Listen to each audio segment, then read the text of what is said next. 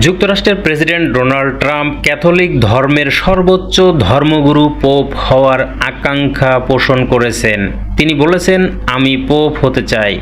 এই পর্যন্ত ঠিক আছে। বক্তব্য দেখে ঘাবড়ে যাবেন না। ট্রাম্প আন্তরিকভাবে এই আকাঙ্ক্ষা পোষণ করেননি। রসিকতার ছলেই কথাটি বলেছেন তিনি।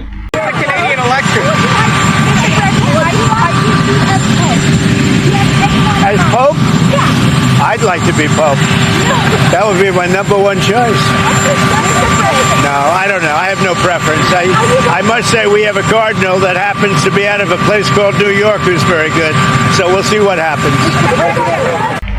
মার্কিন সংবাদ মাধ্যম পলিটিকোর খবরে বলা হয়েছে, ডোনাল্ড ট্রাম্প রসিকতা করে বলেছেন তার ১ নম্বর পছন্দ এখন ক্যাথলিক চার্চের পরবর্তী প্রধান হওয়া।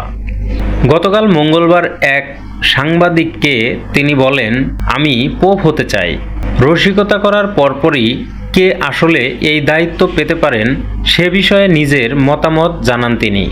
যুক্তরাষ্ট্রের প্রেসিডেন্ট হিসেবে অত্যন্ত ব্যস্ত থাকা ছাড়াও ট্রাম্প একজন বিলিয়নিয়ার এবং তিনি ৩ বার বিয়ে করেছেন।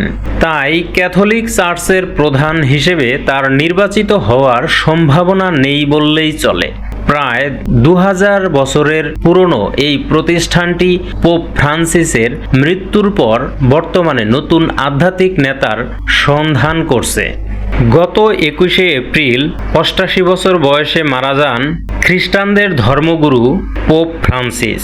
পোপ ফ্রান্সিসের উত্তরসূরি কার হওয়া উচিত এমন প্রশ্নের জবাবে ট্রাম্প বলেন, আমার কোনো পছন্দ নেই। তবে তিনি যোগ করেন, আমাকে বলতেই হচ্ছে আমাদের একজন কার্ডিনাল আছেন যিনি নিউ ইয়র্কের একটি জায়গা থেকে এসেছেন। তিনি খুবই ভালো। দেখা যাক কি হয়।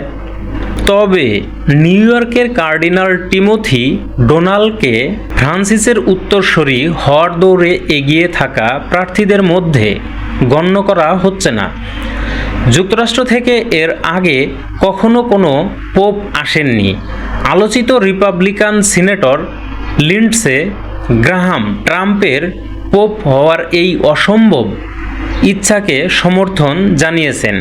সামাজিক যোগাযোগ মাধ্যমে তিনি বলেছেন, একথা শুনে তিনি উত্তেজিত। গ্রাহাম বলেন, ট্রাম্প সত্যিই ডার্ক হর্স প্রার্থী হতে পারেন।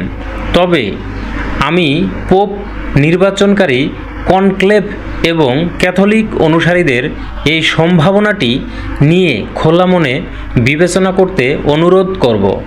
তিনি বলেন, প্রথম মার্কিন পোপ আবার একই সঙ্গে প্রেসিডেন্ট, এই সমন্বয়ের অনেক সুবিধা আছে। এ সময় তিনি পোপ হিসেবে ট্রাম্পের জন্য একটি আনুষ্ঠানিক নামও প্রস্তাব করেন, পোপ ট্রাম্প MM ২৮।